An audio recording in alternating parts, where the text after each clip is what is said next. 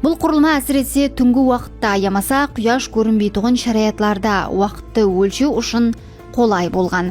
Ертедегі греклер һәм римліклер клепсидрадан кең пайдаланған. Ол заманауи саатлардан алдыңғы уақытты өлшеудің зәрурлі құралы болған. Бірақ бұл құрылма дәслепкі мәрте греклерде емес, бәлкі айемгі Мысырда, эрамызға шекемгі 1400 жылларда пайда болған. Мысырлықлар ішкі белгілері болған ыдыстан судың басқа ыдысқа ағуын бақылау арқалы уақытты шамалап өлшеген. Мағлұматларды келтірілуінше ол 17 әсірге шекем қолданылған. Кейінірек грек һәм римліклер клепсидраны суд системасында пайдаланған. Яғни судланушының сөйлеуіне ажыратылған уақыт осы су тамшылары арқалы белгіленген. Сонымен біргелікте бұл саатлар ибадатханалар һәм шах сарайларында кең қолданылған.